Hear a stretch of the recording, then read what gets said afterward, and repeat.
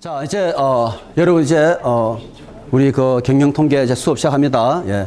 우리 지난 시간에 이야기했던 것처럼, 이번 학기에 뭘 배워야 되는지 하는 것은 통계학의 여러 가지, 그런 기법들이 있다고 얘기했죠. 그런 기법들을 잘 익혀서 나중에 혹시 여러분들이, 설문지를 작성해서 어떤 분석을 한다든지 그럴 때, 자신있게 할 수 있는 그런 토대를 이제 마련하려고 해요. 그리고 또 우리가 하다 보게 되면은 경영 수학의 어떤 내용들도 조금 필요해요. 그래서 그런 부분들 기대값을 뭐 구한다든지 또는 어떤 분산을 구하는 경우에 그런 부분도 또 우리가 필요할 때 경영 수학적인 그런 것들도 역시 이제 강의를 해 드릴 겁니다. 그리고 우리가 무엇보다도 중간 시험, 기말 시험 있는데 그것은 수업에 잘 들은 내용을 바탕으로 이제 출제하게 되겠어요. 그렇고. 그래서 오늘 이제 우리가 여러분들 같이 살펴봐야 되는 것은 이제 제일 첫 강의로서 통계학의 기초, 통계학의 기본 개념에 대해서 이제 설명하려고 해요. 그래서 여러분들이 잘 아시다시피 우리 통계학에서 하고자 하는 것이 이제 뭐냐 하면은 제가 여기에 그림을 한번 그려보게 되면은 자, 이렇게 두 가지 그림을 그렸는데 첫 번째는 우리가 모집단 이렇게 쓰겠어요. 또 그 다음 그림에는 표본. 자, 다시 말해서 통계학은 우리가 연구하고자 하는 모든 대상을 다 조사할 수가 없어요. 시간도 충분하지 않고 또 비용도 충분히 많지 않기 때문에. 그래서 전체 다를 조사할 수는 없고 여기에서 일부를 뽑아가지고 전체에 대한 것이 무엇인지 이렇게 추정할 수밖에 없어요. 자, 그러면 우리가 연구하고자 하는 전체를 뭐라고 얘기하냐 하게 되면은 모집단이라 얘기를 해요. 모집단. 다 조사할 수 없어서 여기서 우리가 일부를 끄집어내게 되는데 끄집어낸 일부를 우리가 표본 이렇게 얘기합니다. 그래서 모집단은 우리가 population 이렇게 얘기하고 표본은 뭐라고 얘기하면 되겠죠? 표본은 뭐라고 하면 좋을까요? 모집단은 population, 표본은요. 네, 표본은 우리가 샘플 이렇게 할 수 있어요.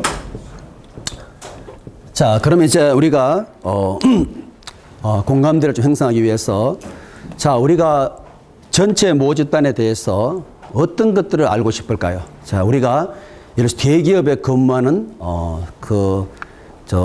직원들의 평균 월급은 얼마인지, 그죠? 또 대기업에 근무하는 사람들이 또 과장에서 또 그 다음 단계 차장 올라가는데 또 시간은 얼마나 걸리는지. 그래서 일반적으로 모집단에 대해서 알고 싶은 것은 크게 세 가지가 있어요. 첫째는 뭐냐 하면은 모집단에 대해서 평균은 얼마인지, 평균. 그렇죠? 평균이 중요하겠죠. 또 뭘 알고 싶을까요? 모집단의 어떤 특정한 분산은 얼마인지 그것도 알고 싶을 것이고 그 다음에 이제 모집단의 어떤 특정한 비율을 알고 싶은 경우가 있을 거예요. 그래서 크게 모집단이 알고 싶은 것은 세 가지가 되겠는데 제가 세 가지 한번 적어보게 되면은 자, 우리가 이제 흔히 앞으로 이제 많은 이런 기호를 쓰게 될 텐데 요 뮤하고 이것은 읽을 때 뮤라고 읽어요. 제일 위에 것은 뮤. 뮤로 그리스 문자로 뮤라고 읽는데 이 부분은 평균을 나타내는 것이 되겠고 그 다음에 시그마 제곱이 있는데 이 부분은 분산을 나타내게 되겠어요. 그리고 P는 비율을. 자, 모집단에 대해서 우리가 알고 싶은 것은 이 세 가지를 우리가 알고 싶어요.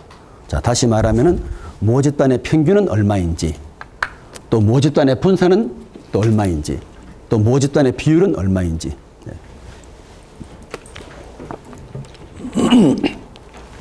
이 외에 또 알고 싶은 것이 있나요? 모집단에 대해서? 평균과 분산, 비율 외에 나는 또 알고 싶은 것이 있다. 이 외에는 없어요. 자, 통계학에서 엄청 많은 걸 할 것 같지만은 결국 모집단의 평균 얼마인지, 그죠? 분산은 얼마인지, 비율은 얼마인지. 비율은 주로 어떤 선거를 염두에 둔다면 금방 알 수 있죠. 어떤 특정 후보를 좋아하는 비율은 얼마나 될까? 그죠? 전체 다 조사할 수 없죠? 역시 표본을 뽑아서 할 수밖에 없어요. 그죠? 자, 그러면 이제 이것은 읽을 때 우리가 뮤라고 읽겠어요. 뮤. 이것을 어떻게 읽으면 되겠어요? 시그마 제곱. 시그마라는 것은 역시 그리스 문자예요. 시그마. 자, 그 다음에 비율은 P로 이렇게 이제 하게 되는데, 자, 모집단에 있는 평균 분산 비율이 있듯이 표본에도 역시 똑같은 평균, 그 다음에 분산, 또 비율 이렇게 있어야 되겠죠. 그죠? 모집단의 평균 분산 비율을 알고 싶을 때는 표본을 끄집어내어서 그 표본에 있는 평균 분산 비율로서 뮤하고 시그마 제곱 P에 대해서 말을 할 수 있어야 돼요. 자, 그러면 이제 우리가 표본에 대해서 같은 값을 쓰면 안 되겠죠. 같은 부호를 혼동할 수 있으니까. 그래서 표본에는 뭘 쓰냐 하게 되면은 뮤 대신에 엑소바라는 것을 쓰겠어요. 또 모집단 시그마 제곱 대신에 표본은 S 제곱이라는 것을 쓰게 되겠고, 또 모집단의 P 대신에 표본은 P 햇을 쓰겠어요. 자, 이 그림이 우리 이번 한 학기 통틀어서 제일 중요한 그림이 될 거예요. 아시겠죠? 자, 우리가 하고자 하는 바는 뭐냐? 다시 한번 정리하면 모집단에 대해서 평균하고 분산하고 비율을 알고 싶더라. 그런데 왜 모집단 전체를 조사할 수 없느냐 하게 되면은 비용과 시간적인 그런 문제로 인해서. 그래서 결국 우리가 표본을 뽑아가지고 거기에 있는 평균 분산 비율을 가지고 거꾸로 이것이 뭔지 추정할 수밖에 없어요. 자, 그래서 우리가 오늘 알아둬야 되는 것은 모집단에 쓰이는 그 기호하고 표본에 쓰이는 기호를 완전히 구별할 수 있어야 돼요. 그래서 제가 앞으로 X바 이렇게 적으면 뜻이 뭐예요? 표본에 대한 평균을 이야기하는 것이구나. 그죠? 이것은 P 햇인데 P 햇 그러면 어떻게 이해하면 되겠죠? 표본에 대한 비율이구나. 또 제가 시그마 제곱 얘기하면 어떻게 이해를 해야 됩니까? 모집단에 대한 분산의 것이구나. 분산. 그죠? 그런 식으로. 자, 그런데 이제 기호로는 구별이 됐죠. 뮤 X바, 그 다음에 시그마 제곱, S 제곱, 그 다음에 P 햇. 근데 말로서는 구별이 안 되잖아요. 평균. 그죠? 그래서 말로서도 구별하기 위해서 모집단에 대한 것은 앞에 전부 다 모자를 붙이겠어요. 모평균, 모분산, 모비율. 그리고 표본에 대한 것은 뭘 붙이면 되겠어요? 표본을 붙이겠습니다. 표본, 그 다음에는 표본 분산, 또 표본 비율. 자.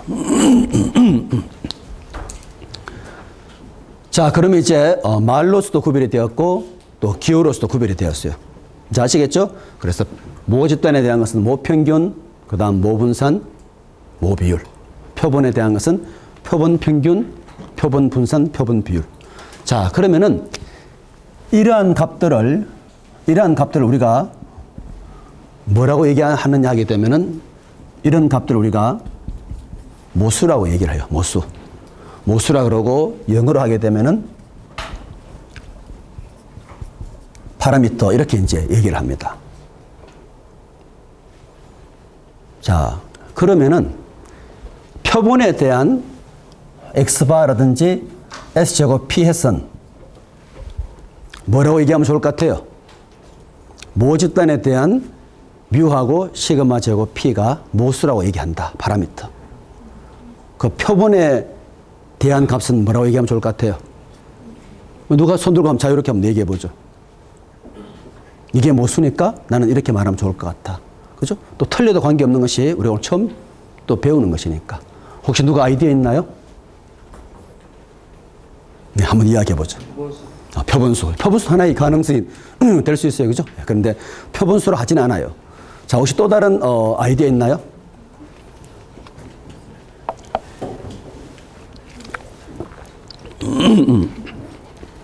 또 저쪽에서 누가 한번 얘기해 볼까요? 자, 표본수는 아니다 얘기했습니다.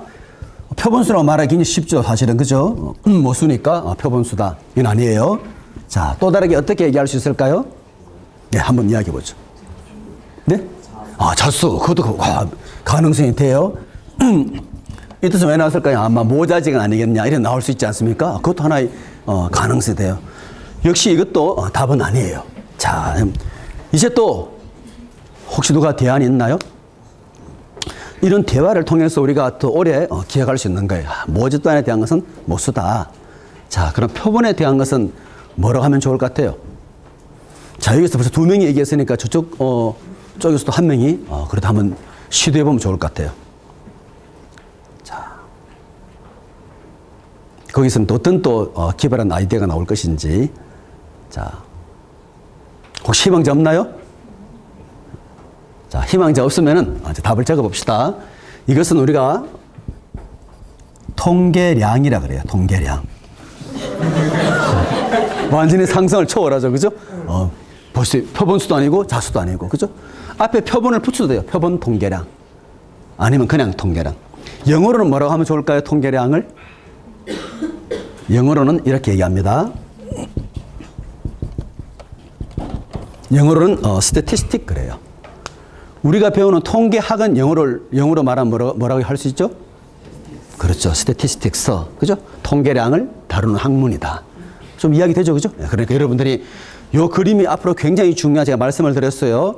우리가 앞으로 배우는 모든 것들은 이 그림의 바탕을 두고 공부를 할 거예요. 자, 그럼 이제 앞으로 공부하면서 점점 더 어려워지는 부분은 어떤 부분이 어려워지겠어요? 지금 이것은 한 집단에 대해서만 조사를 하는 거죠. 대기업에 있어가지고 또는 한 백화점에 있어가지고 고객들이 평균 얼마 정도 구매하는지 이야기 되죠, 그죠? 그런데 이제 우리가 앞으로 어떻게 더 확장시킬 수 있겠어요? 이제는 대기업과 중소기업 2개의 모집단을 비교할 수 있겠죠. 또는 백화점이라 하더라도 A 백화점, B 백화점을 또 비교할 수 있겠죠. 항공사라더라도 아시아나 또 칼 이렇게 비교할 수 있지 않습니까? 그렇게 점점 어려워질 뿐이지 궁극적으로는 2 모집단을 비교하려면 어떻게 해야 되겠어요? 역시 2개의 표본을 끄집어내야죠. 맞죠? 그죠? 그 2개의 표본을 가지고 또 얘기를 할 겁니다. 그래서 이 그림이 이제 굉장히 중요한 그림이 된다는 거예요. 그리고 또 구별해야 되기 때문에 모집단에 있는 총 개수는 우리가 큰 N으로 이렇게 적어요. 표본에 있는 개수는 작은 N으로 쓰겠어요. 자, 수학이나 통계학이나 기호를 쓰면 편리한 것이 제가 일일이 말로 지금 얼마나 시간 오래 걸리겠어요. 그죠?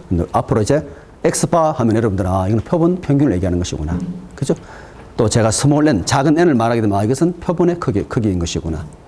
자, 이제 이해됐죠? 그죠? 자, 그래서 우리가 궁극적으로 공부하고자 하는 것은 모집단에서 표본을 추출해서 표본의 정보를 가지고 모집단에서 뭘 말하려고 하는 것이다. 자, 그러면 이제 우리가 하나 염두에 둬야 되는 것은 표본을 잘 뽑는 게 굉장히 중요하잖아요. 그죠? 서울 시내의 가구당 소득을 내가 한번 알고 싶다. 그럼 어떻게 해야 되겠어요? 혹시 누가 아이디어 있나? 이미 제가 이 그림을 다 그렸으니까 서울 시내의 가구당 평균 소득을 내가 알고 싶다. 자, 우리 통계학 이제 막 배우는 단계지만은 나라면 어떻게 접근하겠다. 혹시 누가 한번 이야기해 볼 학생 있나요? 자, 우리가 일단 누가 먼저 얘기를 해야만 거기에 대해서 맞다, 또 아니다 또 얘기할 수 있고. 자, 나라면은 서울 시내 가구당 평균 소득을 이런 식으로 한번 접근해 보겠다. 여러분들이 이제 촬영을 너무 어시 가는데 촬영은 앞에 화면밖에 되지 않아요. 여러분들 모습 전혀 그렇죠, 그죠? 여러분 모습 안 나오는 걱정하지 마시고 그냥 자유롭게. 자, 나라면은 서울 시내 가구당 평균 소득을 이렇게 하겠다. 그럼 제가 한번 예를 들어 볼게요.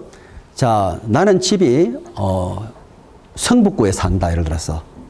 그래서 나는 성북구에 내 주변에 있는 사람을 한 1000명 정도 조사를 했다. 1000명 굉장히 많은 숫자지 않습니까? 그렇게 조사하면은 그것이 과연 서울시의 평균 소득하고 굉장히 유사할까요? 아니요, 그랬잖아요. 그죠? 아니요라고 말하는 근거는 뭡니까? 왜 아니라고 얘기하죠? 그럼 성북구에 있는 그 평균 그 가구당 소득은 서울 전체 가구당 소득보다는 높을까요? 아니면 낮을까요? 낮다고 얘기했죠? 그죠? 왜 낮을까요? 사람들 나름대로 자기 머릿속에 인식이 있지 않습니까? 그죠? 서울이 다 똑같이 살지는 않을 것이다. 그죠? 그렇기 때문에 우리가 어느 정도 답은 나왔어요. 자, 성북구의 한 구에 바탕을 두고 하는 것은 문제가 있다. 나왔습니다. 그죠? 그리고 더 적게 나올 거라는 말도 나왔어요. 그럼 어떻게 표본을 뽑아야 되겠죠? 이제 그걸 종합해서 여러분이 얘기하면 되는 거예요. 혹시 누가 종합해서 얘기해 볼 친구 있나, 이제? 누가 한번 손 들어가면 얘기해 보죠. 예, 한 문제. 일어서시면 손만 들면 돼요, 그치? 앉아서 얘기해 돼. 편하게. 자, 예. 예. 예. 자, 성북구 아니라 모든 구에서 각각 1000명씩. 그건 너무 많다, 그죠? 서울에 구가 몇 개나 되죠? 31개 구가. 와, 서울에 구가 그렇게 많나요? 저도 확실히 구가 몇 개인지는 모르지만은 요새는 학생들이 스마트폰으로 금방 파악하잖아요. 근데 만약에 제가 알기로 25개 구라 가정합시다. 자, 그러면은 한 구에 1000명씩 오면은 너무 많잖아요. 그죠? 제가 이야기했죠. 표본은 너무 많으면은 돈이 많이 들고 시간이 많이 든다 그랬죠. 그래서 좋은 아이디어는 말을 했어요. 일단 각 구별한다. 그건 굉장히 좋은 아이디어예요. 각 구별을 해야 된다. 왜?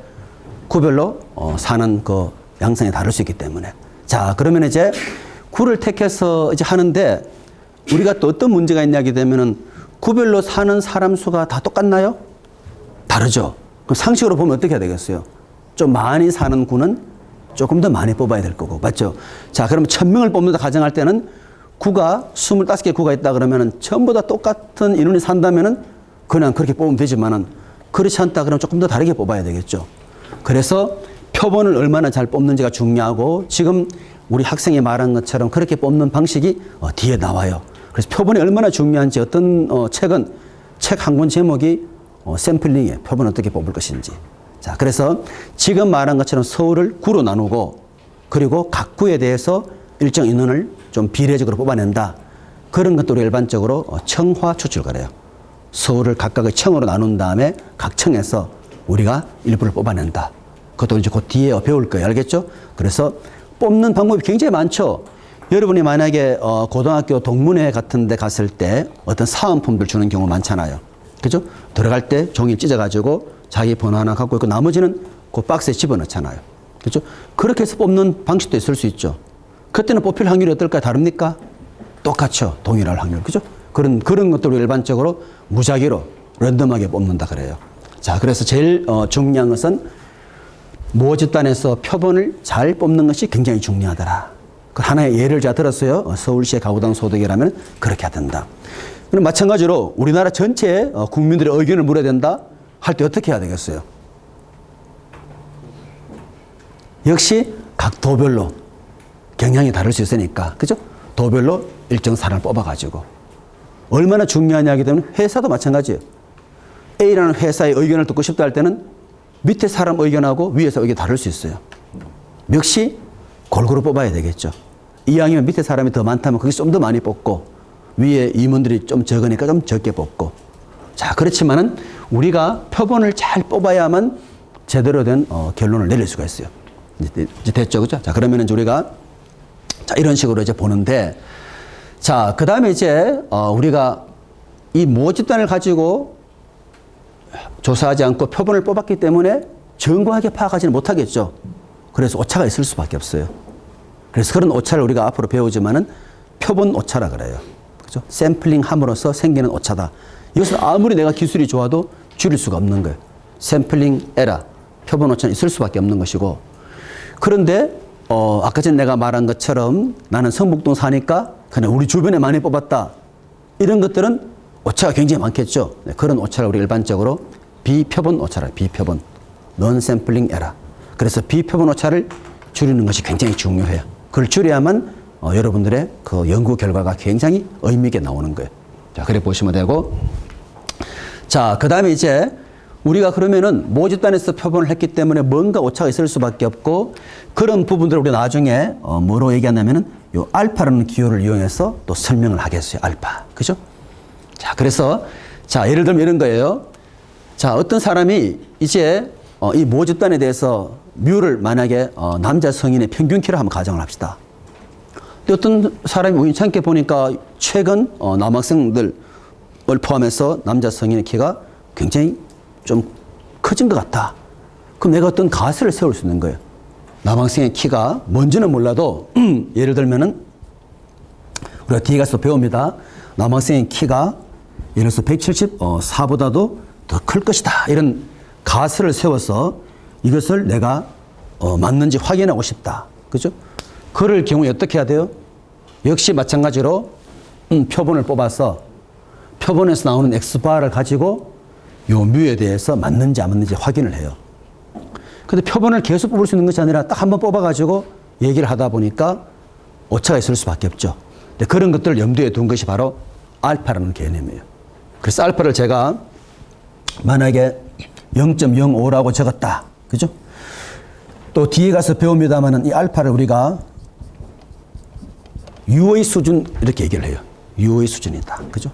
U의 수준 그러고 자, 이 U의 수준이 이제 뜻이 뭐냐면은 자, 조금 유의하라는 거죠. 왜냐하면 내가 전부 다를 조사하지 않았고 표본을 뽑았기 때문에 이 정도는 실수할 수 있다는 것을 알려주는, 이 정도는 실수할 수 있다. 혹시 누가 알파 0.05의 뜻을 한번 아직 배우진 않았지만은 저 뜻은 이런 뜻일 거야 하고 누가 한번 얘기해 볼 친구 있나요? 자, 우리 통계를 왜 배웁니까? 내가 모르는 집단에 대해서 저런 식으로 어떤 가설을 설정해 가지고, 그죠? 이런 가설을 우리 경영학에서는 연구 가설 그래요. 연구 가설을 세워서 이게 과연 맞는지 확인을 해야 된다는 거죠. 그럴 때 알파라는 것이 이제 나오게 되는데, 제가 만약에 알파를 0.05로 했다. 또 여러분들은 이제 가장 학년이 어릴수록 아이디어가 많지 않습니까? 저 0.05의 뜻이 뭘 것 같아요? 아직 공부는 하지 않았지만은. 혹시 누가 얘기해 볼 친구 있나요?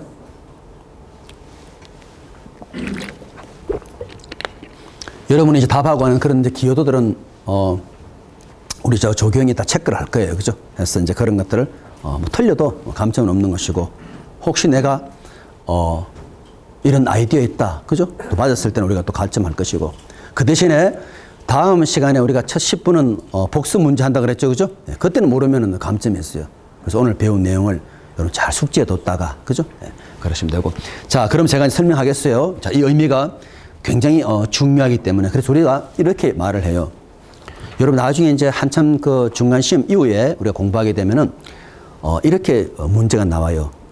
다음에 연구 가설을 알파는 0.05에서 검증하시오. 이렇게 문제가 나오지 그냥 다음에 가설을 검증하시오. 이런 문제는 없어요.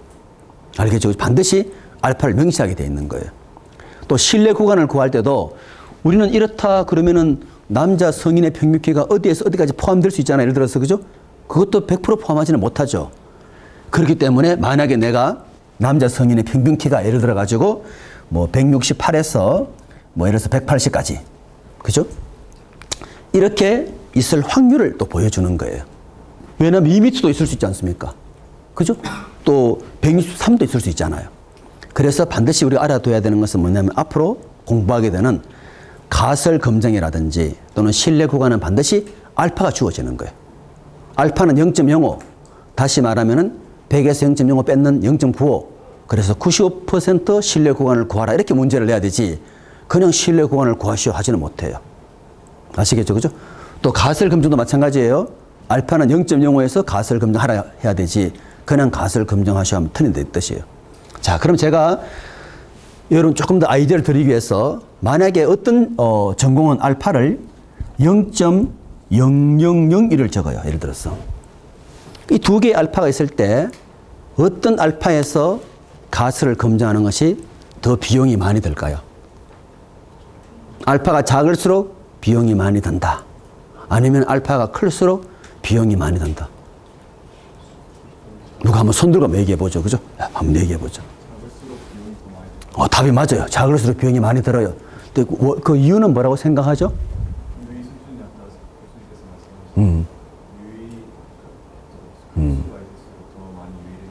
맞아요.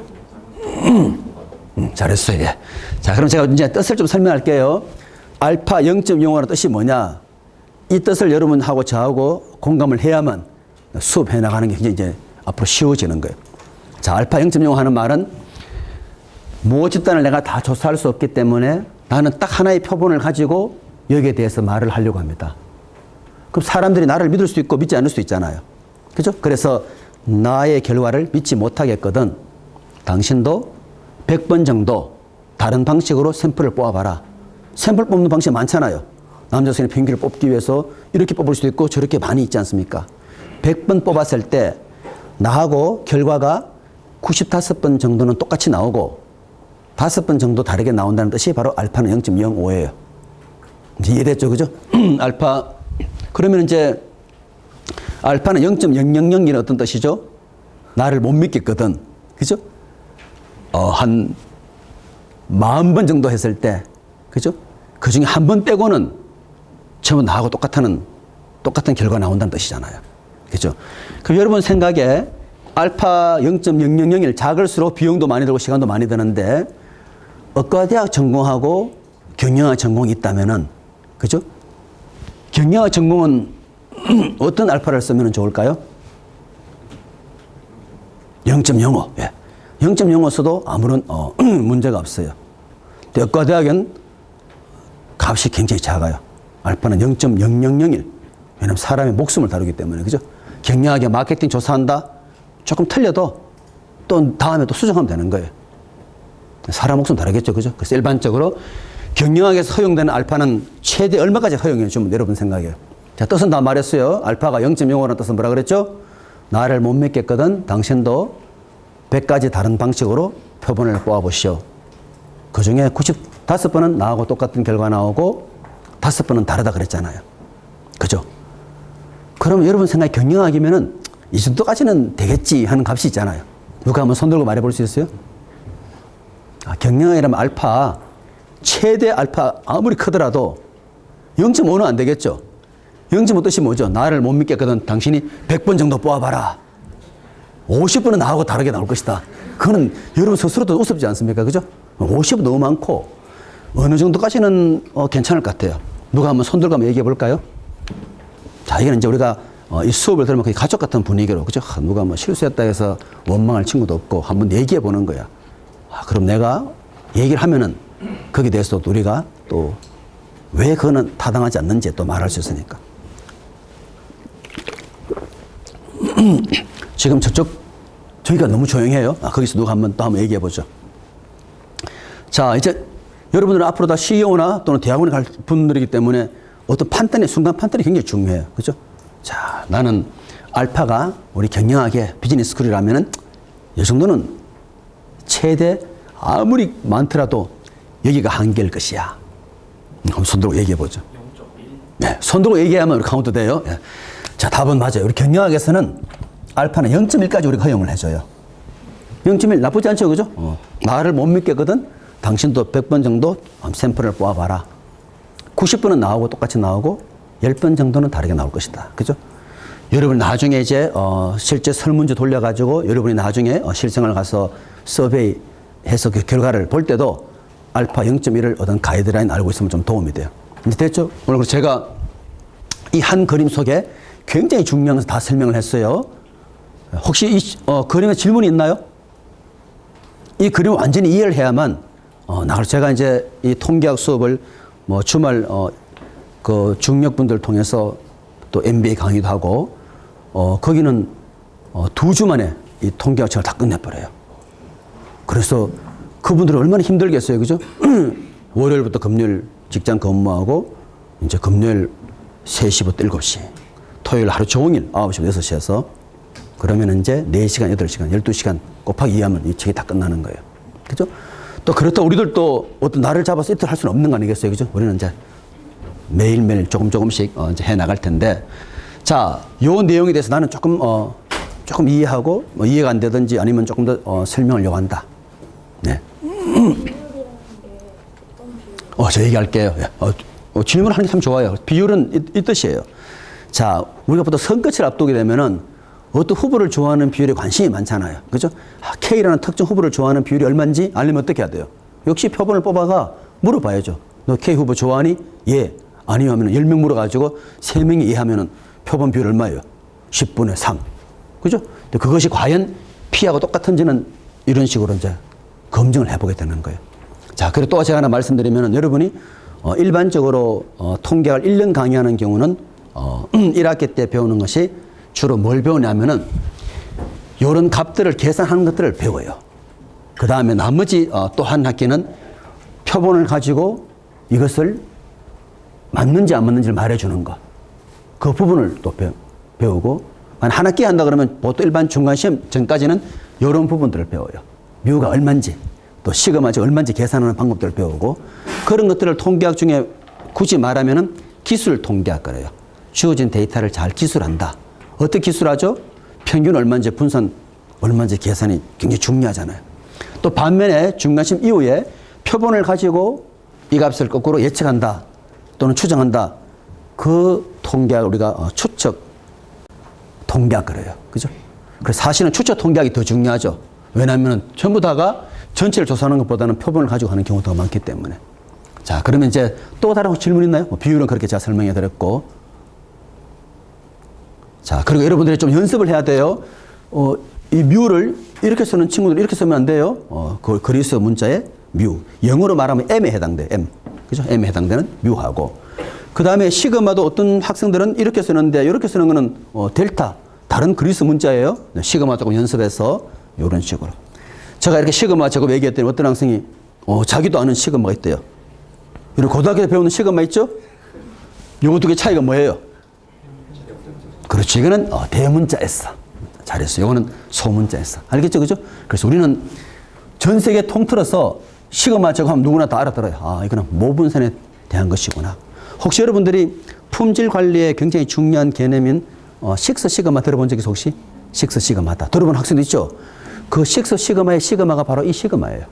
그럼 제가 굳이 말을 하면은, 자, 시그마는 뭐냐 하면은, 시그마는 우리가 표준 편차라 그래요. 잠깐 알아둡시다. 시그마 제곱은 분산이고, 시그마는 표준 편차. 그죠? 표준 편차에서. 자, 그러면 이제, 분산은 시그마 제곱이니까 당연히 음수가 될 수가 없어요. 어떤 수 제곱에서 음수 안 나오죠? 약속하기로 표준 편차도 반드시 음수가 되지 않아요. 표준 편차도 중심에서 얼마나 벗어나 있는지 하는 것도 항상 양수든지 0이 되는 경우. 자, 그렇게 이제 우리가 좀 이해를 해 둡시다. 그렇게 보시면 되고. 자, 그래서 제가 이제 예전에 이렇게 OX로 물어보는 경우가 많았었어요. 뭐 지금은 잘 안 물어보는, 예전에 OX로 물으면은 정확히 알지 않으면은 실수하는 경우가 많겠죠. 그래서 OX에 답을 제대로 하면은 더하기 1점, 틀리면은 마이너스 1점, 손을 대지 않으면 0점이에요. 그래서 어떤 학생들은 막 점수가 마이너스 14점이 나오는 경우도 있어요. 막 손대다가. 이런 문제를 제가 물어요. 하나 예를 들면 표준 편차는 분산의 제곱근이다 하면은 O겠어요? 아니면 X겠어요? 표준 편차는 분산의 제곱근이다. X. 왜 X죠? 그렇죠. 지금 말한 것처럼 표준 편차는 분산의 양의 제곱근. 25가 되기 위해서는 더하기 5를 제곱해야 되고 빼기 5를 해도 되지 않습니까? 그죠? 그런데 여기서는 양수만 또는 0만 허용하는 거예요. 그래서 우리가 수학이나 통계를 할 때 굉장히 정교하게 읽어야 돼요. 그죠? 정교하게. 그래야만 우리가 제대로 적용할 수 있고. 자, 그럼 이제 이 그림을 다 이해한 걸로 이제 생각하겠어요. 그래서 제가 다음 시간에 저 수업 때는 뭘 물어보냐면은 요 알파의 의미가 뭔지 이걸 물어봐요. 왜냐? 추측 통계학의 제일 중요한 부분이 뭐냐면은 신뢰 구간과 갓을 검증하는 거거든요. 제가 신뢰 구간 할 때 반드시 뭐라 그랬죠? 95% 신뢰 구간을 구하시오. 그 말은 알파가 0.05. 또 갓을 검증 어떻죠? 0.05에서 갓을 검증하시오. 그래서 알파의 의미를 아는 것이 굉장히 중요하다는 뜻이에요. 알파 의미를 아는 것이. 그래서 U의 수준은 영어로 말하면은 우리가 이렇게 알 수 있어요. 자, 그래서 level of significance. significance 얼마나 중요하냐 하는 그런 레벨, 어떤 수준을 얘기해 주는 거예요. U의 수준. 자, 그래서 여러분들이 요 이 화면에 나온 요 내용이 우리가 앞으로 계속 공부하기 위해서 꼭 알아야 되는 내용이라 제가 말씀을 드렸어요. 그래서 이것은 꼭 숙지하기를 바라고, 그래서 제가 여러분들한테 한 1분 정도 시간을 드릴 테니까 각자 잘 한번 확인하고 그러고 이제 넘어가겠어요. 예. 잘 안 보이는 친구 옆에 또 친구에서 잘 또 적는 게 중요하겠죠. 그죠? 정확하게 알아야 되고. 저 알파에 여러분, 요 A가 아니고 알파입니다. 통계학에 그리스 문자 굉장히 많이 나오죠. 알파, 그 다음 뮤, 또 시그마. 그죠? 예, 그런 식으로.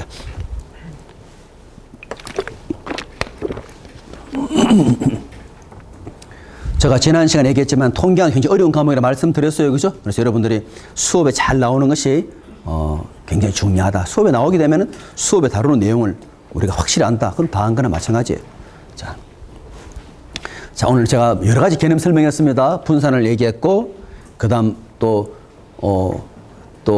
비율도 얘기했고, 평균도 얘기했고, 이제 저 슬라이드 살펴볼 때는 이미 공부한 내용을 그냥 한번 정리 삼아 보는 것밖에 없지, 이미 화이트보드 통해서 거의 중요한 내용은 다 커버했다 생각하면 돼요.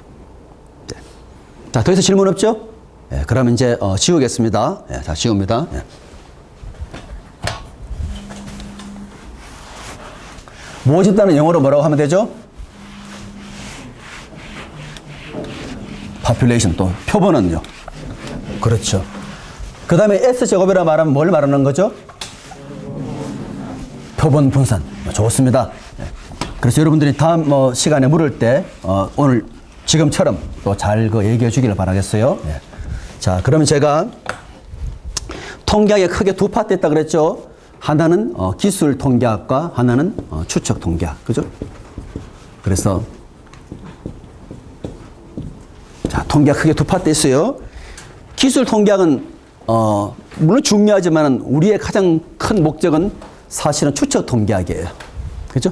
다시 말해서 X바를 가지고 뮤는 어떨까 하고 우리가 알고 싶은 것이 바로 추측 통계학이죠. 그 경우가 더 많을 겁니다. 그죠? 야, 우리 현대 백화점에 오는 손님들은 평균 얼마 정도 구매할까? 그럼 다 조사할 수 없잖아요. 임의의 어떤 날에 한 100분 정도 조사해서 그 조사하면 X바 바로 나오겠죠. 그걸 가지고 뮤를 추정하는 거예요. 그죠? 그러면 또 뭘 추정해요? 아마 요 정도 범위에서 돈을 쓰실 거다. 95% 확신하게. 이렇게 이제 말을 하는 거예요. 자, 그래 보시면 되고.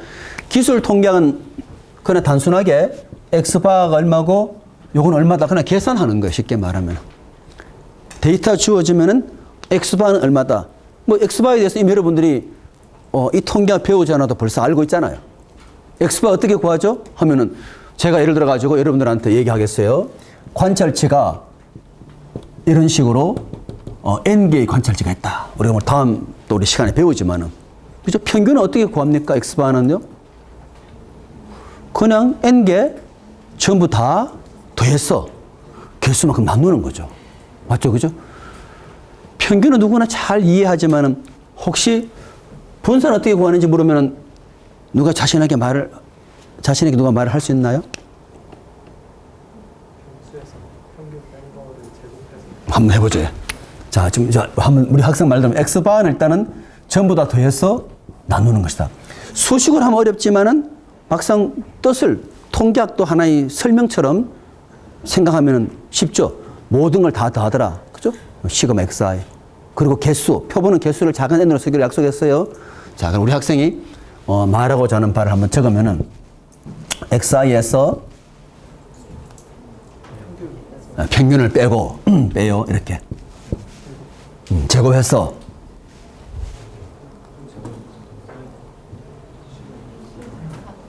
우리 중학생도 자기가 말하고 싶은 그런 마음이 많겠죠? 그럼 한번 더 봅시다. 그래서 어떻게 하죠? 그 다음에는요? 변수를 곱한다. 어디에 곱하면 되나요? 앞에다가. 그러면 요 XI에서 X바를 뺐고 여기다가 어떤 변수를 곱하면 될까요? 다시 XI를 곱할까요? 아니면 XJ를 곱할까요? 요 파트도 굉장히 중요한 파트 중에 하나예요. 우리 학생이 다른 부분은 조금 미흡하지만은 그래도 중요한 파트 중에 하나는 설명을 했어요. 그죠? 그래서 여러분들이 아마 분산 나름대로 외웠지만은 막상 필요할 때 잊어버리는 경우 많잖아요. 근데 그걸 설명으로 내가 이해를 해두면 절대 안 잊어버리는 경우죠. 한번 보세요. 제가 여러분 예를 한번 들어볼게요. 우리가 여러분 제가 0, 2, 4하고 1, 2, 3이라는 요 두 가지 데이터가 있어요. 첫 번째 요 평균은 얼마죠?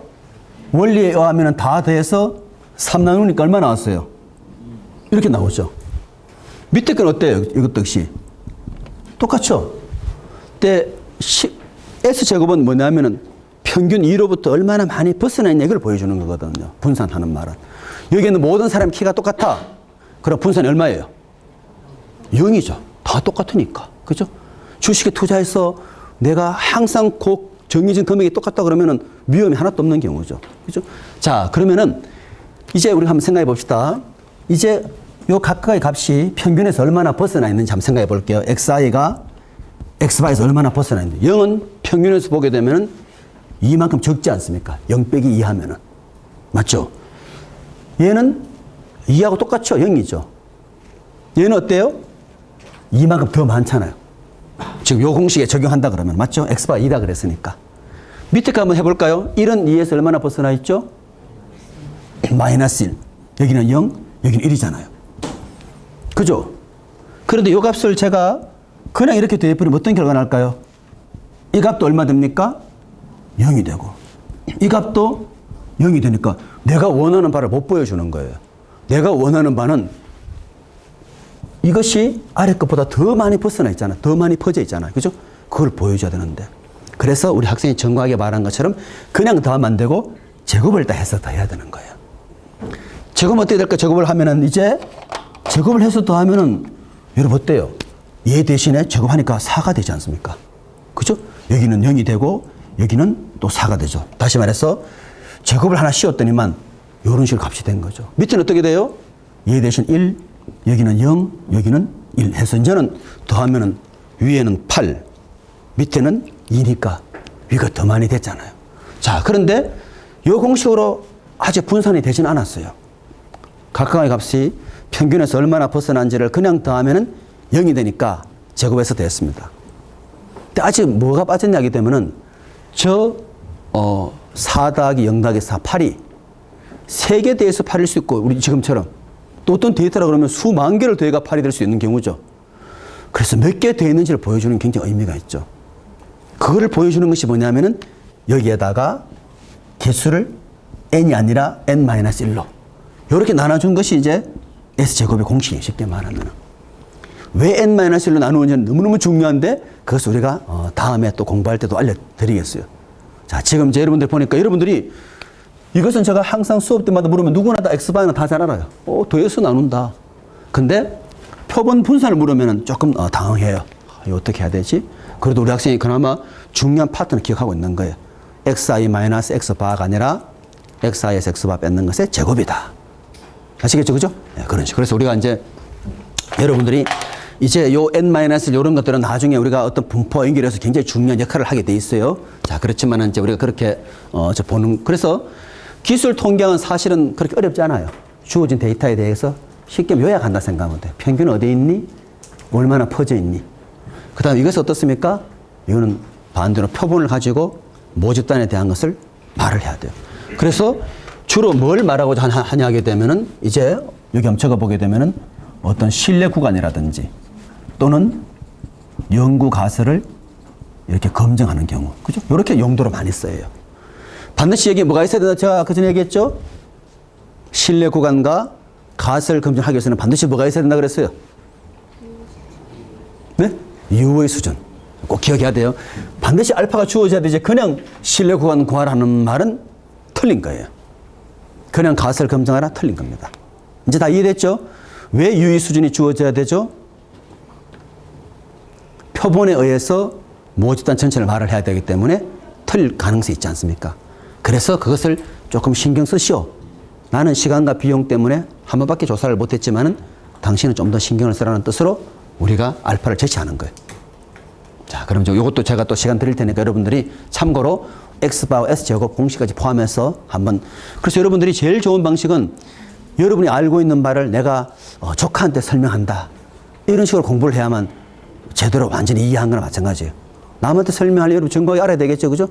S제곱이 뭐냐 이래 물을 때는 그냥 공식 말하지 말고 각각의 값이 평균에서 얼마나 벗어나 있는지 그냥 더하면 0이 되니까 0을 방지하기 위해서 어떻게 해요? 제곱을 해서 더하더라. 몇 개 더 있는지 알려줘야 되기 때문에 개수를 나누어 주더라. 그런데 나누어 주는 것은 우리가 n이 아니라 n-1이다 하는 것이 중요하다는 뜻이에요. 왜 그런지는 또 뒤에 설명하는 걸로. 아시겠죠? 네, 그래서 이제 또 제가 1분 시간 드릴 테니까 여러분들이 막 너무 진지한데 좀 이렇게 편안하게, 그죠? 그래서 제가 이제 우스갯 이야기를 하게 되면은 미국의 보통 통계학 책들 보면은 통계학 책의 서문에 있잖아요. 뭐라고 적혀 있냐 하게 되면은 통계학의 1시간은 다른 과목의 4시간은 똑같다 그래요. 통계학은 시간이 가지 않아요. 막 결과 시간을 보면 아주 시간이 많이 남아있는 거예요. 근데 마케팅 들으면 조금 들으면 벌써 아마 1시간 딱. 그래서 오래 살기 위해서는 통계학 수업을 효설하라 그래요. 여기 1시간은 다른 클래스의 4시간은 똑같기 때문에. 여러분 벌써 시간이 별로 잘 안 가잖아. 아직도 많이 남았잖아요. 그죠? 오늘 우리가 비록 통계학의 기초만 배움에도 불구하고 아직도 시간이 30분이 남았잖아요. 그죠? 자, 그래서 제가 이제 한 1분 드릴 때 여러분 편안하게 또 혹시 모르는 것 여러분 친구들하고 또 한번 의논해보고 그렇게 해서 앞에 있는 그 그림 그리고 또 지금 제가 했는 내용 그걸 알면은 우리가 가야 되는 목적지 알게 됐죠. 그죠? 굉장히 중요해요. 그래서 제가 왜 이야기 하나 하게 되면은 여러분 이제 1, 2분 이따가 제가 얘기를 할게요. 제가 예전에 경영수학도 강의할 때 오면은 그런 것들 제가 많이 느껴요. 학생들이 목적지 알아야 돼요. 우리가 끝까지 가야 되는 목적지가 뭔지. 그래서 안 하면 하다가 중간에서 이거 어렵네 할 수 있는 경우 많죠. 그죠? 그래서 여러분 한번 보시고 또 이제 또 그 옆에 학생들 한번 얘기하고 그죠? 왜 저게 시그마 S제곱이 이런 식으로 주어져야 되느냐. 이제 여러분 요 예제를 보면 금방 이해되죠? 요 예를 보면 평균은 똑같은데 분산은 다른데 그걸 보이기 위해서는 어쩔 수 없이 요 공식 외에는 못 보여주는 거예요. 요 공식 외에는. 자, 여러분들이 우리 다음 시간에 올 때 여러분 참고로 그 인터넷에 통계라는 어떤 단어를 한번 쳐보게 되면은 엄청 많은 그런 연구물이라든지 또는 기사거리가 많아요. 하나 예를 들면은 우리 통계에서 이제 사실은 우리 경영학이라면 어떤 가설을 많이 세우고 싶냐면은 자, 만약 여러분들이 이제 나중에 기업체에 갔는데 이런 역할이 딱 떨어져요. 자, 우리 회사의 월급 체계를 한번 정리하려고 한다. 그렇죠? 월급을 설명하기 위해서는 어떤 변수를 고려해야 되느냐 하고 물어보는 경우가 많아요. 여러분 막 연구를 막 고민을 해야 돼요. 나는 어떤 변수가 있으면 월급을 자신 있게 말할 수 있다. 그죠? 하나의 변수는 얼마나 오래 근무했는지. 오래 근무하면 돈을 좀 더 드려야 되겠죠. 또 어떤 게 있을까요? 그 일은 얼마나 힘이 드는지. 정말 중요하고 또 그런 일이라면 또 돈이 더 많이 주어져야 되잖아요. 그래서 할 수 있는 그런 주제들이 엄청 많은 경우죠. 우리 경영학만 그런 것이 아니라 예를 들어서 교육학과다. 그죠? 학생들의 대학 성적, GPA에 어떤 요소가 영향을 미치는지. 그죠? 그래서 재미있는 결과들이 많이 나와 있지 않습니까? 부모의 소득이 높을수록 정말로 학생들의 GPA가 더 높은지. 그죠? 그런 것들을 우리가 가설로. 그죠? 가설을 하는 것은 좀 거짓, 아직은 확실히 알 수 없죠. 참인지 거짓인지. 그런 것들을 잘 세워서 데이터를 뽑아서 이제 하는 경우죠. 그죠? 학점하고 부모의 소득을 자료를 구해서 보니까 정말 부모의 소득이 높은 사람이 학점도 높게 나오네? 그럼 자신있게 말을 할 수 있는 경우죠. 그죠? 부모의 소득은 학생의 성적에 플러스 양의 영향을 미친다. 이렇게 말을 할 수 있는 거예요. 그런 것들을 여러분이 나중에 이제 기업에 가게 되면은 그런 주제를 많이 보게 돼 있어요. 그죠? 기업이 사회적 활동을 하는데 사회적 활동이 하는 것이 과연 기업의 매출 정대에 영향을 미치는지 해봐야죠. 그죠? 그래서 사회적 활동에 일어설 때마다 매출이 0.00 이런 늘어나더라. 그럼 자신있게 할 수 있지 않습니까? 그죠? 그래서 모든 우리가 관심 있는 것들 여러분들 전부 다 이 연구화서를 세워서 검증할 수 있는 거예요. 자, 그럼 제가 다시 한번 이제 물으면은 모집단 뮤에 대해서 검증하려고 한다. 뮤에 대해서 그러면은 뭘 가지고 검증해야 돼요? 모집단 모평균 뮤에 대해서 내가 검증을 하고 싶다. 그럼 뭘 가지고 거기에 대해서 검증을 해야 되겠어요? 표본 분산입니까? 뭡니까? 뮤를 알려면은 이 뮤를 알려면은 뭘 이용해야 돼요? 그렇죠. 표본 평균을 가지고. 그죠? 만약에 내가 비율을 알고 싶다. 뭐 어떤 특정 후보를 좋아하는 비율을 알고 싶다. 뭐에 의존해야 돼요? 표본 비율. 표본 비율은 뭐로 읽죠? P의 헷. 헷은 모자. 그죠? P 헷. 알겠죠? 그걸 잘 알아야 돼요. 그래서 딱 문제 딱 보는 순간에 벌써 만약 제가 조금 더 응용해서 만약에 두 집단에 대기업에 근무하는 사람하고 중소기업에 근무하는 사람의 월급의 차이가 얼마인지 내가 알고 싶다. 그러면은 뭐에 의존해야 되겠어요? 한 단계 더 나가서 물으면 자, 한 집단 뮤일 때는 X바에 의존하면 돼요. 자, 대기업에 근무하는 사람의 평균 월급하고 그 다음에 중소기업에 근무하는 사람의 평균 월급 차이를 내가 알고 싶다. 그럼 뭐에 의존해야 되겠습니까? 누가 한번 손들어 얘기해 볼까요? 유추해서 말을 할 수 있는 거예요. 뮤라면은 X바 안에 그 뮤1 마이너스 뮤L 마이너스 뮤S라면 뭐 어디에 의존해야 돼요?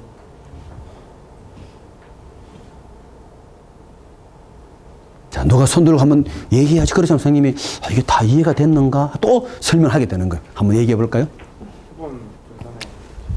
표본 분산을 이용한다. 그건 아니에요. 그죠?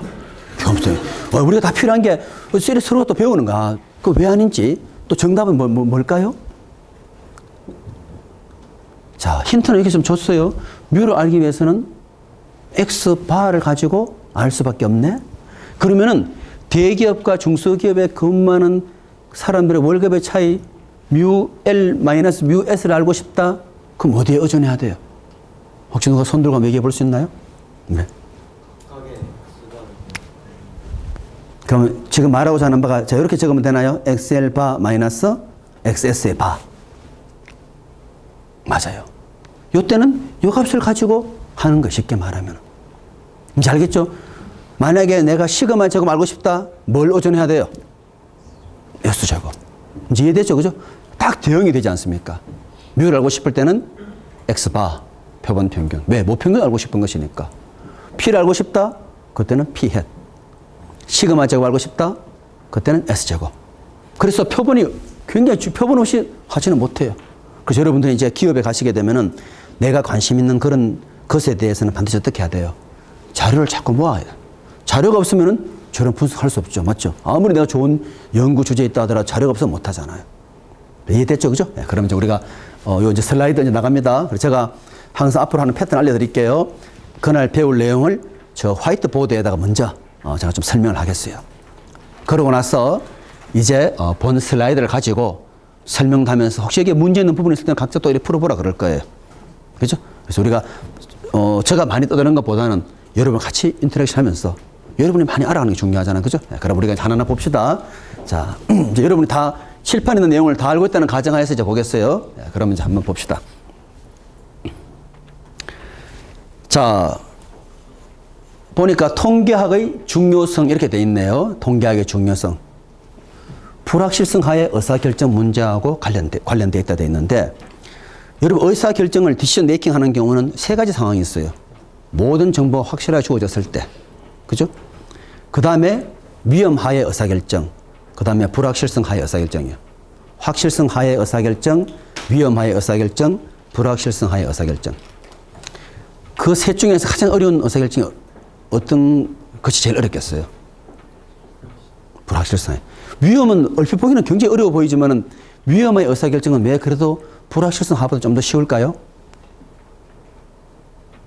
최악의 상황을 알 수 있어요.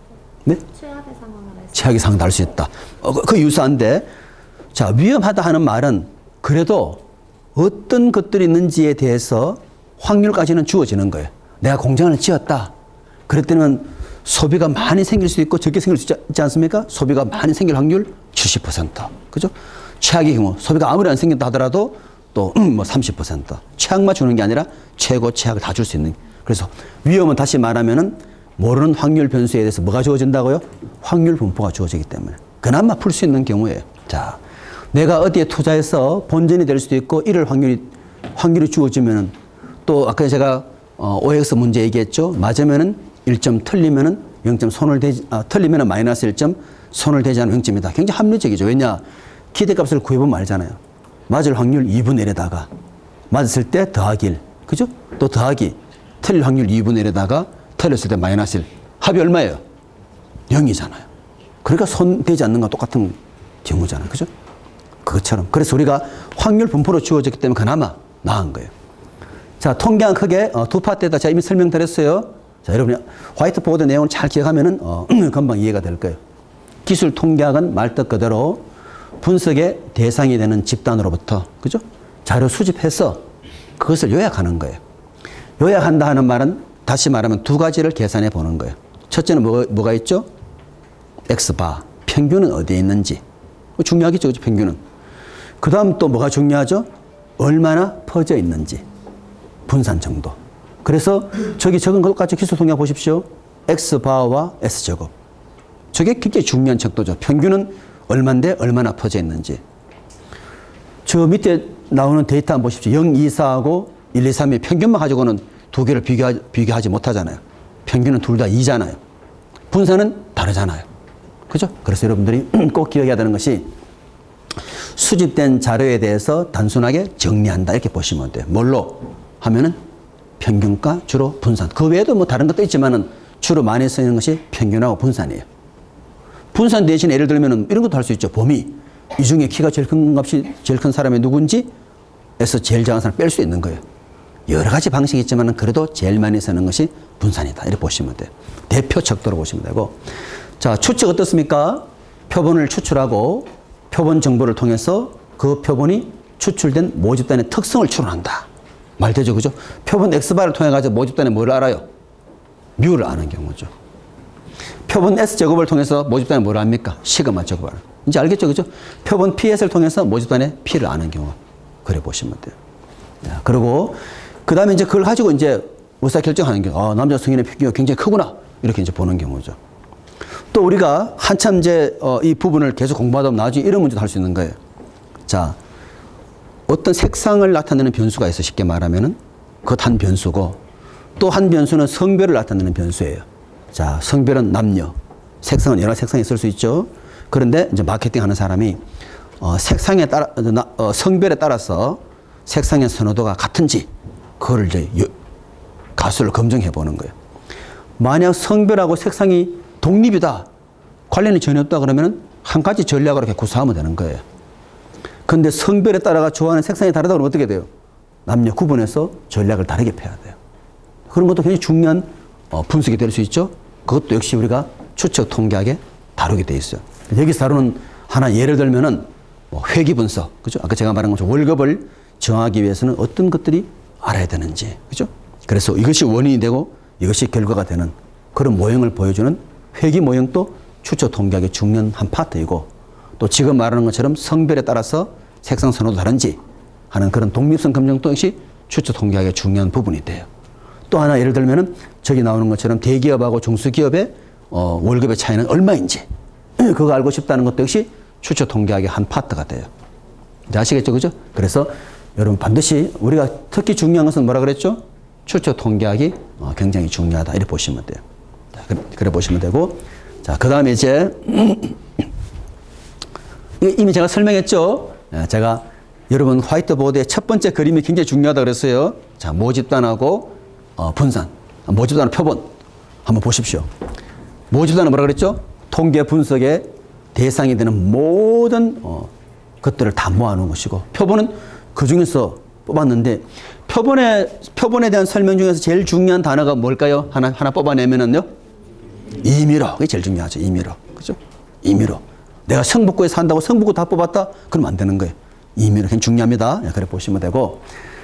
자, 그리고 이제, 또 그 다음 한번 보게 되면은, 자, 모수, 그 다음에 통계량, 표본 붙여도 되고 없어도 관계없어요. 그죠? 모수는 영어로 파라미터 해서 모집단의 특성을 나타내는 것. 주로 뭐라 그랬죠? 아까 전에 뮤, 시그마 제곱, 그 다음 P. 아시겠죠? 그리고, 표본 통계량은 표본 평균 X바, 표본 분산 S제곱, 그 다음에 표본 비율 P햇. 그죠?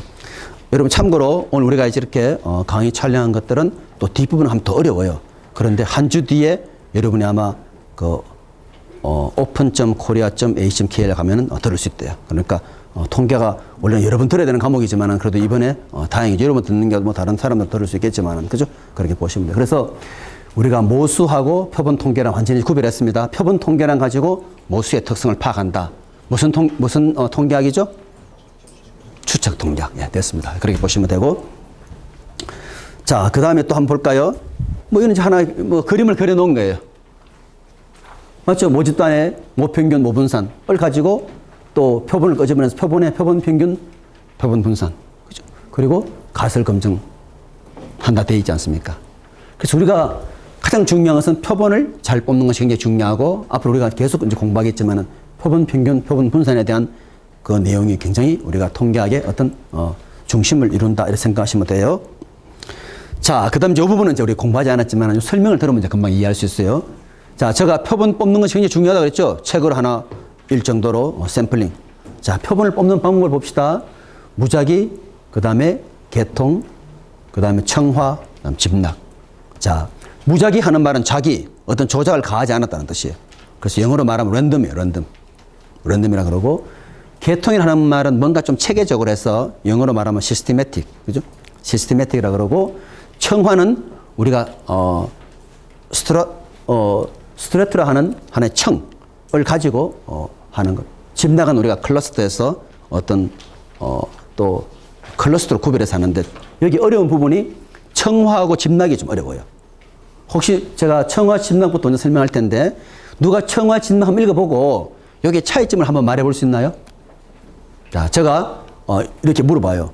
청화 추출하고 집락 추출의 차이가 뭔지 이렇게 물을 수 있지 않습니까? 또는 이렇게 물을 수 있죠. 이 부분 설명을 주면서 이것은 어떤 추출 방법인가 이렇게 물어볼 수 있죠. 혹시 누가 이렇게 잘 읽어보면서 이 차이를 한번 말해볼 학생이 있나요? 여러분 오늘 첫 시간 여러분 연습이 잘한다는 우리 다음 시간에는 정과하게 이제 손 들고 해서 맞으면은 우리 저기 정말 카운트 하겠어요? 그냥 손 안 들고 우물우물 하는 건 안 되고 딱 들어서 한번 얘기해 보는 거예요. 두 개 한 번에. 오늘은 우리가 이제 연습 삼아 카운트를 하지 않겠어요? 알겠죠? 우리 학생 양해해 주고 다음 시간은 제대로 한번 카운트 할 텐데 어떤 차이가 있을까요? 청화, 집락 읽어봤더니. 좋습니다. 여기에 중요한 말은 동질적이라는 말이 굉장히 중요해요. 그럼 제가 한번 예를 들어 볼게요. 자, 우리나라 국민들의 의견을 묻기 위해 가지고 경상도, 전라도, 충청도, 강원도를 쭉 나누었어요. 그죠? 그럼 그렇게 나누었을 때는 그것은 집락 추출일까요? 아니면은 청화 추출일까요? 여러분 잘 생각하고 대답을 해야 돼요. 자, 우리 일반적으로 제가 도별을 나누었다는 뜻은 뭐겠어요? 경상도에 있는 분들은 다 그렇진 않지만 그래도 의견이 비슷할 거로 생각하는 거예요. 맞죠? 또 충청도에 계시는 분들도 의견이 비슷할 거로 생각하는 거예요. 그러니까 각 청은 특징이 뭐예요? 동질적이라는 거예요, 일단은.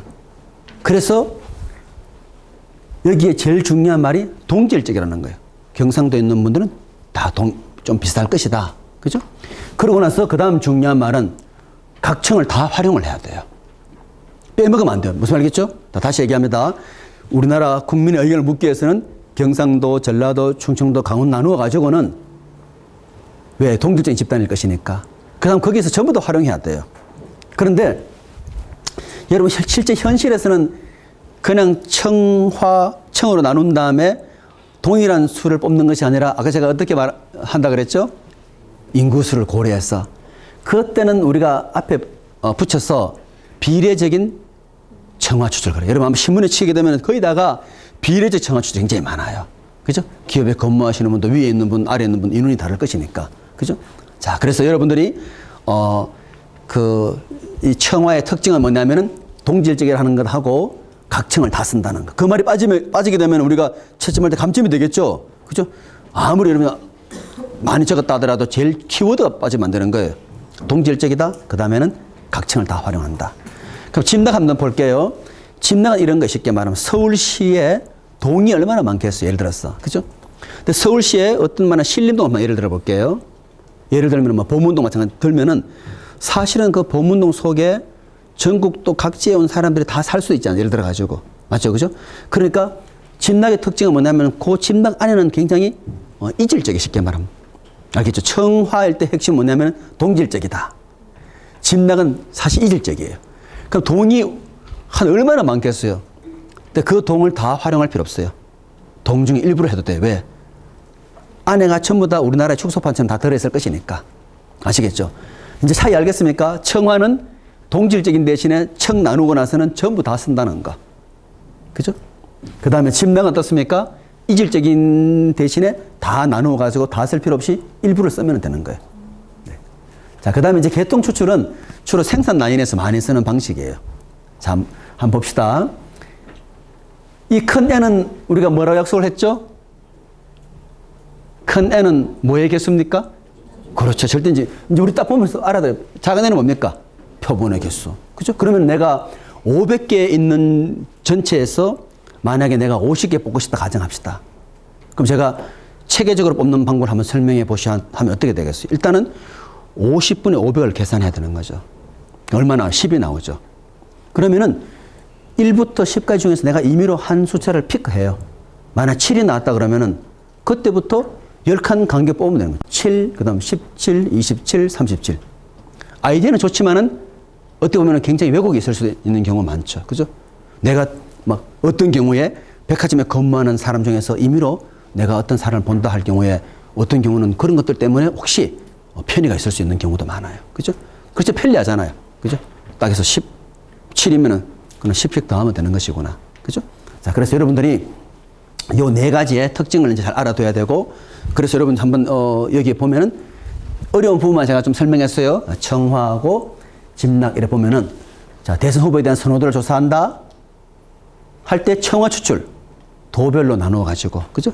8개의 청을 나누고, 그러고 나서 각도에서 50명. 이거는 똑같이 뽑았죠. 이건 말 그대로 청화 추출이에요. 인구수에 따라 약간 다르게 하면은 비례적인 청화 추출. 됐죠, 그죠? 그 다음에 이제 집락 동 단위로 구분해 가지고 동 중에서 몇 개 동만 뽑아서 할 수 있다는 거. 그래 보시면 돼요. 그래서 여러분들이 물론 이제 집락은 좋은 점은 경비가 비용이 많이 들지 않고 빨리 할 수 있다는 장점이 있긴 있지만, 만약에 그 안에 보니까 이질적이 아니더라 그러면 좀 문제가 되는 경우가 많죠. 막상 갔더니만 그냥 같은 집안들 다 산다 그러면 큰일 나죠, 그죠? 예, 그런 것처럼. 자, 그래서 여러분들이 다음 시간에 올 때는 요 표본 추출 방법이 있죠. 그 예를 인터넷에 한번 검색해보면 굉장히 많아요. 그래서 한번 각자 한번 검색해가지고 아마 비례적 청화 추출이 굉장히 많을지도 몰라요. 그래서 실제로 표본을 뽑는 것이 굉장히 중요한 것이구나 하는 것을 한번 여러분들이 알아야만 이 통계학이 정말 중요하니 알 수 있지 않습니까? 그죠? 예, 그래서 그거 하나 한번 출력해 오는 것. 그리고 또 하나는 통계학이 실생활에 어떻게 쓰이는지 너무나 쓰이는 예가 많을 거예요. 그죠? 그래서 이제 그런 것들도 여러분이 그냥 참고로 다음 시간 올 때는, 다음 시간 여유가 많잖아요. 추석 지나고 또 그 다음 수업이니까. 그죠? 그래서 오실 때는 두 가지예요. 여러분 특별히 적을 것도 없이 그냥 간단하게 스크랩만 그냥 조사해가 오는 거예요. 조사해서 출력해 오는 하나는 뭐냐면은 표본 추출 방법의 활용. 예. 제가 하나 빠뜨리고 설명하지 않았네요. 뭘 설명하지 않았냐 하게 되면은 무작위 추출. 무작위는 제일 많이 쓰는 방식이에요. 보시게 되면은 모든 개체가 선택된 확률이 동일해야 돼요. 아까 제가 동문회 사은품 주는 그 예가 제일 가장 좋은 예가 될 수 있죠. 네. 그리고 하나 뽑아서 우리가 흔히 구슬 실험할 때 구슬을 뽑아서 도로 넣어버리면은 바로 무작위가 되는 거예요. 넣지 않으면은 그 다음 확률이 달라지지만, 그죠? 네. 그래서 이 표본 추출하는 방법에 어떤 것이 있는지, 어떤 것이 활용됐는지 그거 하나 하고, 그 다음에는 통계학의 활용 예. 예를 들어서 여러분 이런 것도 하나의 기사가 돼요. 조사를 했더니만 부모의 소득이 자녀의 성적에 영향을 많이 미치더라. 그것도 좋은 예가 돼요. 어떤 기사든지 관계없죠, 그죠? 그런 것처럼. 그래서 여러분이 이제 통계학이 실제로 이렇게 많이 활용되는 것이구나. 그래서 우리가 통계학의 중요성은 바로 그렇게 볼 수 있는 것이고. 그래서 특히 제가 이 표본 추출 강조하는 이유가 표본을 잘 뽑아야만 제대로 된 연구 결과를 얻을 수 있지. 표본이 잘못되어 버렸다? 그럼 문제 심각해요. 아시겠죠? 그래서 우리가 이 부분을 꼭 한번 그 두 가지예요. 그래서 다음 수업 시작할 때 이 앞에다 갖다 내면 되겠고요. 자, 그 다음에 이제 이것도 이미 제가 설명했죠. 표본 오차는 모집단 다 조사하지 못해서 표본을 뽑다 보니까 어떻게 돼요? 아무리 잘해도 실수 있게 마련이죠. 그걸 뭘로 커버한다 그랬죠? 알파로. 알파로. 우리 경영에 있어서는 알파는 가장 큰 값이 얼마라고 그랬죠? 0.1. 자, 그래서 모집도 일부인 표본을 가지고 하다 보니까 어차피 오차가 생기는 것이고, 근데 우리는 이것은 줄여야 돼요. 이 비표본 오차. 그죠? 이런 경우는 여러분 설문하는데 설문을 받는 사람도 교육을 충분히 시켜 가야 되지. 설문하면서 이게 뭐죠? 물으면 그건 하시오면 안 된다 이거예요. 정확히 알고 그럴 때는 요 뜻은 이것입니다. 이렇게 물어야 돼요. 특히 국제적으로 비교 연구하는 경우는 저런 오류가 많아요. 영어로 된 설문을 한국어로 번역해서 묻잖아요. 그럼 어감이 영어의 어감하고 한국어 어감 다를 수 있겠죠, 그죠? 그런 것들을 염두에 두지 않으면은 연구 결과에 오류가 있을 수 있죠. 그래서 우리는 뭘 줄여야 돼요? 비표본 오차를 가능한 한 줄이려고 해야 된다. 그죠? 그렇게 보시면 돼요. 그래서 우리가 오늘 이제 수업 여기까지 이제 할 텐데, 혹시 여러분들이 질문 사항이 있으신가요? 우리 오늘 배운 요 내용에 대해 가지고 혹시 좀 더 궁금한 사항이 있다든지, 아니면 과제에 대해서 좀 더 보충 설명이 필요하다든지, 가져다 이해하겠죠? 예, 그래서 여러분 적는 게 전혀 없고 그냥 출력해서 그냥 가져다 내는 거예요. 아, 요런 게 중요하구나. 네, 그래 보시면 되고. 그 다음에 이제 요 좌석 배치도 자기 이름 다 적었나요? 예, 그래서 앞으로 요 좌석 배치대로 우리가 진행할 것이고, 그리고 여러분들이 이제 다음 시간에 10분은 반드시 복습합니다. 그래서 오늘 배운 내용 잘 알고 와야만 될 것 같아요. 오늘 수업은 이걸로 마칠게요.